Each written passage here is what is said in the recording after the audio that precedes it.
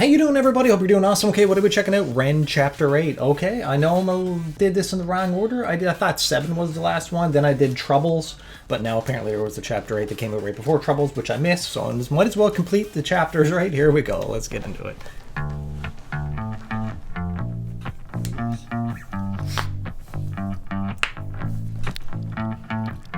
I was sat in a cafe across from a strange French man in a suit.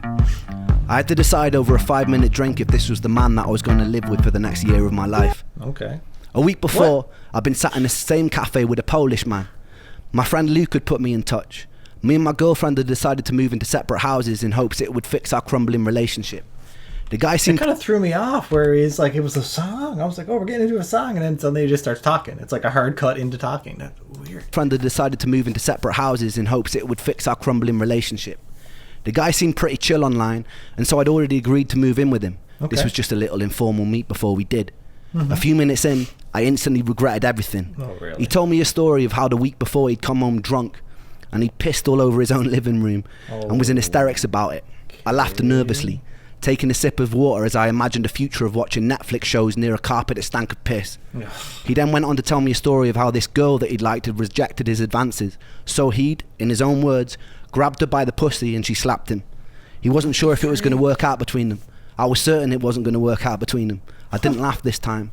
I made an excuse and I left. When I got home, I messaged him, making up a lie that me and my girlfriend had patched things up and she'd be moving with me instead. I had a week to find a new roommate. Yeah, you don't want to live with that guy. I was, Jeez. for all intents and purposes, a loud little bugger. I'd often spend unhealthy amounts of time making beats, so the person that I moved in with needed to be able to tolerate noise. True. I found this Facebook group called Brighton Bands and Musicians, and I posted on it. It went something like this. Hi, I'm a noisy person, and I'm looking for another noisy person to live with. Enter the Frenchman. He'd moved from France in hopes of kick-starting his music career. He was working in a restaurant and busking on the streets whenever he had time. He was, for the better part of the word, eccentric, and at first I couldn't quite place him. The bar was set extremely low by the carpet-pissing sex offender, though, so the Frenchman could have probably told me he was part of an extreme terrorist organisation, and I'd probably said, "Great, mate, when can you move in?" Yeah, why not? The house was only meant for 2, but in true cheapskate style, we found a third housemate called Tom, who's probably one of the funniest people I've ever met. Okay. Tom would go on hour-long rants about how Nicolas Cage is the world's best actor. I said, put the bunny back in the box. Best actor ever, is it? And he makes a compelling case too. That Frenchman was Romain Axisa. We'd go on to form a band called The Big Push, and he'd become one of my closest friends. Nice. The second week we moved in together, it was his birthday, so me and Tom decided to gaffer tape about 50 baguettes and bunches of garlics to the walls and ceilings to decorate. It was 2016 and political correctness hadn't come into full effect. He still didn't think it was very funny. My energy was only improving during this time, although progress was slow. The doctor had recommended I do a second transplant to speed things up. I returned to LA for the second time with my close friend Saran and went through the motions again. Eventually, I'd switched to their sister clinic in Frankfurt, where I entered one of the more unusual periods of my life. The UK has border regulations on certain medications and supplements. Some I shouldn't have been taking back with me. I remember fashioning a hidden compartment in my suitcase where I would smuggle IV bags full of various nutrients and immune-modulating drugs over the border. Really? I did this a few times. One drug, Filgastrim, was often given to AIDS or cancer patients with low neutrophil counts. On my tests, my neutrophils were always outside of range on the lower side, so the injections would theoretically raise them. That's pretty bad now. Come on. Like, he's not using this for recreational use or whatever. He's using it for medical reasons, and still, I guess they're not considered as recognized drugs that are used in the UK, and he's got to smuggle it across the border. But the fact that he was able to do that several times just goes to show how good airport security is, I guess, right? At least back when he was doing it. It's probably tighter now, but who knows? But, yeah, still, he shouldn't have had to have done it, but crazy. The issue was I was still broke. I don't think the doctor realised how broke. I was meant to pay for private nurse to administer the drips, but I couldn't afford it. So without telling the doctor, I taught myself how to administer an IV watching YouTube tutorial videos. What? First, it was very messy. I messed up a lot of veins trying to get the catheter to stay in. There was a lot of blood, but eventually I got the hang of it. I'd be sitting in the living room watching One Punch Man while an IV bag dripped slowly into my veins. and day by day I got stronger and stronger. Ooh, okay. The issue was I started noticing my food intolerances getting worse. The stem cells had improved my pain, energy, clarity of thought, but it worsened my ability to tolerate food, geez. something I later learned was caused by MCAS, or mast cell activation syndrome. Some other stories also started circulating online groups of people getting far worse after the stem cell transplant. Really? I can't say that this didn't shake me. Mm-hmm. As more time elapsed, I learned of legal cases that were opened against the clinic for malpractice. No. The clinic in Beverly Hills eventually shut its doors. It was hard to know how to feel about this. The doctor had been my saving grace. He'd pulled me out of a half existence, but I could see where people's frustrations were coming from. Yeah, because like it's been working for him. Now it's just starting to wean away a little bit, and he's like, okay, I'm feeling better, I'm living my life better, but now I can't digest food nearly as good. So, he's like, okay, but then all these, place closes down for malpractice, a bunch of lawsuits, that can make you get worried pretty quick. But I think his experience was mostly positive up to this point, and it did save him a lot of money and stuff. He was a bit of an experiment, I guess you could say, but like he said earlier, he was willing to take that experiment. He was that desperate. So I don't think REN would sue him, but we'll see. It was hard to know how to feel about this. The doctor had been my saving grace. He'd pulled me out of a half existence, but I could see where people's frustrations were coming from. As the clinic grew in popularity, I think its resources became stretched, and its communication became worse. Nonetheless, that man will always remain the third angel in my tale. There you go. And I'll always be grateful. Yeah. It worked for REN, right? It's hard for me to definitively recommend stem cells. I believe it's a gamble. Some got worse, but they did actually really help me. They didn't cure me, and some of my symptoms got worse, but they allowed me to be an active member of society again. Oh, okay. And that was huge for me. It's worth it, I guess. A few more months passed. My girlfriend had moved to Australia, but she was being very distant with me and rarely answering calls. Right. She broke up with me on Christmas Day while I was visiting my mum. I took it very badly, but it was also symbolically the end of one chapter and the start of the next. That's Despite right. our difficulties, I'm still grateful for the time we shared. There's always two sides to every story, and I don't imagine it was easy being with someone who was tormented by my health problems as I was during the time. That's right. That's a good way I returned back to Brighton, and then I started living. For the first time in years, really living. Me, Romain and Tom would throw parties nearly every night. I didn't drink or do drugs, but I was high on being able to participate. Okay. I felt like I was living in Brighton for the first time in my life. I was able to walk around, to take in the city, to live. I also started getting the attention of women. During my teen years, I wasn't the best looking and I was a bit awkward. During my early 20s, I was so sick I rarely went out.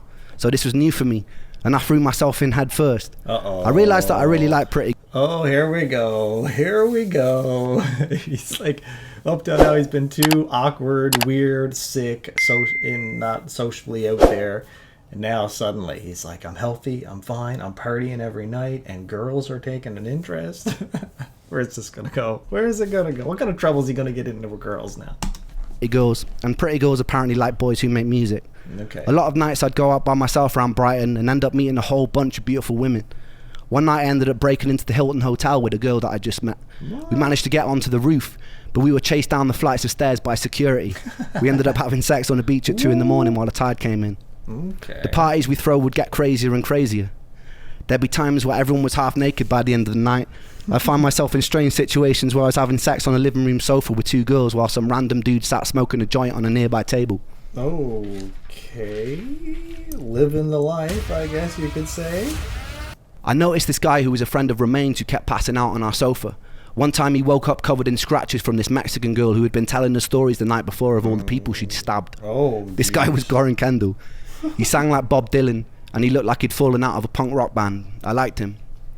Me, Romain and Goran were all musicians, and naturally we started jamming together. I remember the first time something clicked.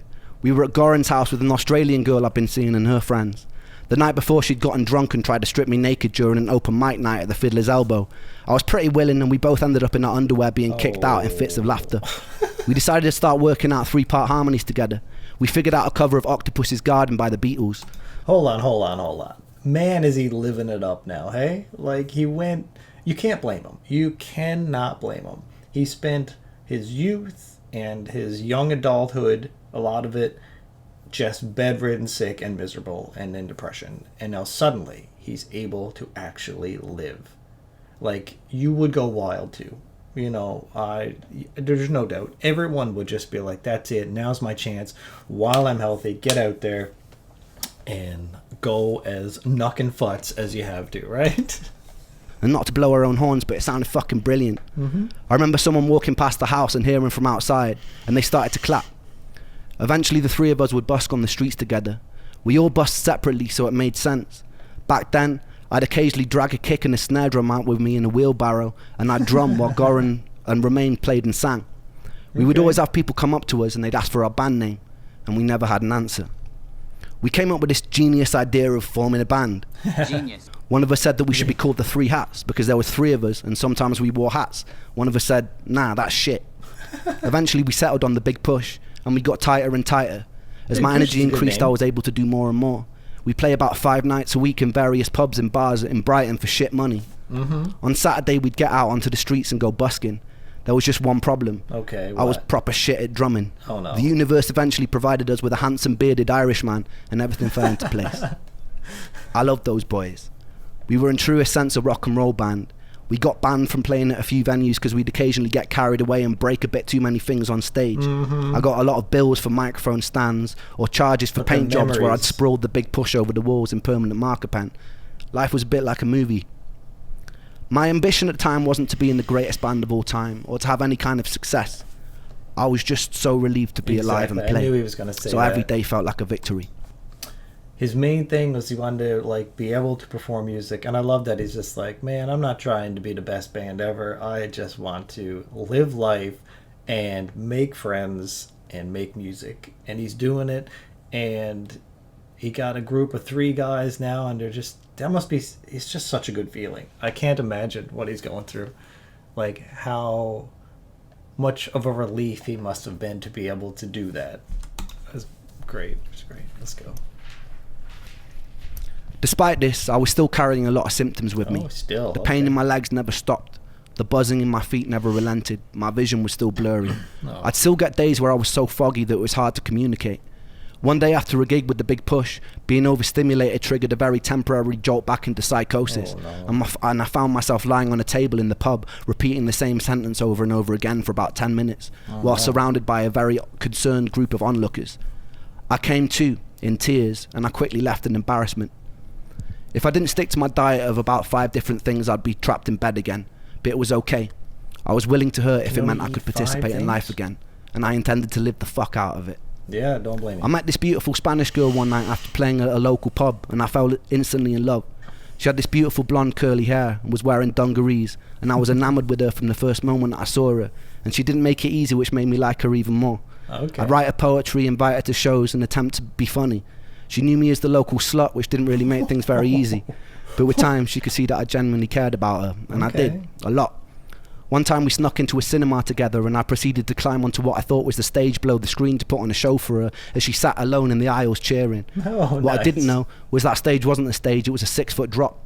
I confidently put my feet on thin air and then I fell, smashing my face onto the corner of a railing on the way down, seeing a flash of white light and regaining consciousness with her rolling around in fits of laughter on the floor. She was intelligent, creative, unusual and beautiful. I carried a lot of trauma with me into that relationship. Relationships generally didn't feel safe for me. She was briefly diagnosed with BPD, which later turned out to be a misdiagnosis. And I had major trust issues from my last relationship, which had grown into commitment issues. It was a bit of a recipe for disaster, but we loved each other very intensely and very dysfunctionally until we couldn't. I wish I'd been able to surrender. It was a bit Sid and Nancy, very dramatic to say the least, and I won't get into it for her sake. But it was beautiful, and I loved her very much. I was afraid about the pause it, but the button didn't click. I was about to say, has he finally found love? It seems like he did. It seems like he loved her. She was like in loving him back, at least enjoying it. And then, but like something, I don't know. Relationships are tricky, right? And it just fell apart. But like, you know what? It's better to love and lost, right? Look at him. He's got these beautiful memories. And I like that in each of these relationships, he's not pointing the finger and saying, it was her fault, it was her fault, it was her fault. He's basically saying, you know what? We had good times, and it's hard being with me. I understand that, and I brought a lot into that, like a lot of baggage and different issues into the relationship. So, you know what? She's lovely. She's a beautiful person. Wish her nothing but the best, And he looks like he sincerely means it, but at least he opened his heart to love again, right, folks? Beautiful. It taught me a lot. I learned that the echoes of the past had shaped me into something that I struggled to be. I envied the people who could jump into relationships and feel safe or content. I wondered if it was because I had to watch my mum and dad fighting till their marriage crumbled when I was a kid. If it was because I'd learned as a child that I had to be independent because external love was inconsistent. Ooh. I wondered if it was because I'd been too late to save Joe. I wondered if it was because I was forced to live most of my adult life in isolation. I wondered if it was to do with my past relationships. I didn't know, but I felt confused and I felt angry with myself. I knew I wanted to surrender to love, to feel truly worthy of it, but every time I tried I feel discontent and unsettled, like the security of love was something I wanted to escape. The thought of ending up in a white picket fence house with my perfect family felt like prison. After 8 long years of being tethered to a body in pain, I wanted to be liberated from any sort of attachment. Any sort of predictability of the future after a life of torturous monotony made my stomach feel like I'd swallowed cinder blocks. Okay, I kind of get what he's saying. There's a part of him that's just like, I don't want to just get married, settle down, have the white picket fence, and have a mundane, simple, planned out life, you know, and basically be tied down, like, you know, because like he's been tied down and bedridden and been held back his entire life. And now he's just like, I just want to be able to live. And you can't blame him for it. It's interesting, though. He's really reflecting on his life and pouring it all out there, you know, letting us definitely, he's like an open book in this, that's for sure. I guess that's when why I it's felt called someone's chapters, love, right? I had to fight the urge to run and keep moving, but paradoxically still desperately wanted to be loved. And I loved to love. And I loved her. That discontent was something to stop with me, and it hasn't made relationships easy. Around 2018, I'd reconnect with Sam. He was in his 20s now, so I felt far less weird about hanging out with a teenage boy. During this time, we wrote a few songs together. Blind Eyed, What Went Wrong, and Same Old Situation. All bangers, by the way. It was April, and we were shooting a video for What Went Wrong. We were using my friend Josh's car, and there was a scene where we needed a smashed up bonnet. Uh-oh. But it went outside of the budget we had to pay for the video, so me and Sam decided to go busking to raise the money. I promise what follows is the truth. Okay, here we go. We'd never rehearsed Blind Eyed live before, but while we were out on the street, I turned to him and I asked if we should play it. I started playing the first chord that made sense without even thinking. It started in B minor in this kind of reggae way that was totally different to the original recording. Somehow, it was totally fucking magic. The whole street stopped. Sam was hitting notes and runs that seemed outside of the reach of a mere mortal. Luckily, good. Sam Perry Falvey, who films the videos, was with us, and he captured the whole thing on camera. Right. Crazy. So that was it. He just get there, like one take, unplanned, unprepped, and he's like, okay, you want to do it? Let's just do it. And they do it, and it's like one of the greatest performances of all time, you know, from their point of view. I love it. And just so happened that the camera guy was there to capture it. Amazing how things work Before out. this moment, I kind of surrendered to the fact I probably wouldn't have a career in music again. What? I was doing it for me. I was doing it to celebrate being alive. The week after the video shoot, me and Sam decided to go busking again because it had felt so good. Someone filmed us covering a version of Vera Hall's Trouble So Hard. Trouble so hard.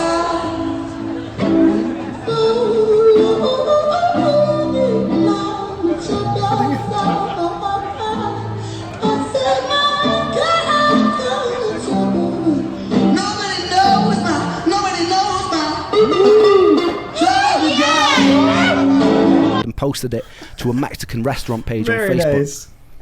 It was the first thing that I'd done since returning to the land of the living that went viral, and it went very viral. Did it? It started being shared everywhere by millions of people. Ooh. 2 weeks after that, another cover of us performing was circulating the internet. That went viral too. By the time we released the busking version of Blind Eyed, the internet went crazy. Okay. My social media following started exploding. Nice. People like Elton John were talking about us on the radio. Okay. People would fly in from all over the world just to watch us perform on the street. By the end of summer 2018, we Really? were shutting down entire high streets because of the volume of people coming to watch us perform. Nice. There was something magic about the synergy of me and Sam that stopped people in their tracks. We were being tagged in agree. videos from all over the world of people listening to Blind Eyed. People were listening from war zones, from rocket launch sites, from deep in jungles. It was surreal, and it was incredibly affirming. It was a second chance, Yep. and I didn't think I'd get a second chance. The shared out with Sam was special. A lot happened after that. More love, more heartbreak, more health complications, more healing, more setbacks, more parties, more medications, sold out shows, frustrations with the music industry, betrayals, theft, friends lost to addiction. How many chapters My health could would he take make me of on his more life? journeys into foreign countries, #1 albums, awards, a pandemic, meeting idols, making money, losing money. But I'll save all that for another time. Oh my It's nerves. fitting that this story ends here. Trouble So Hard by Vera Hall has always resonated with me very deeply. She was the daughter of a slave, navigating a hostile 1940s America, something I'll never be able to relate to. Okay. The pain and simplicity of the line, "Don't nobody know my troubles but God," was one that seemed universal to all struggles. Ooh, it's a good line. And it was a line I was always deeply connected to. If there is a God, I want to thank you for giving me the resilience to be able to sit down here and to tell my story today. I hope it's far from over, and I hope that this is just chapter 1. Thank you, everybody, Wow. for giving me the space to share my story with you. Whew. For everybody still in the dark, trust, hope, and dare to dream that you can get out of it too. I love you all, and thank you for supporting me like you have. Beautiful, Ren. Friggin' beautiful. Look at him. Tears in his eyes. He did it. He got through it all. He did it. All right, everybody. What an epic chapter 8 that was. And I love how he wrapped it all up. And like he said, he got a lot more that he could do in a chapter 2. And this is just the beginning of Ren, right? He's just getting started. I can't wait to see where his career goes. Comment below. Let me know what you thought of it. Watch a lot of my Ren content. Hang out with me here as I explore him and his journey. Peace and love, everybody. See you later. Take care. Bye-bye.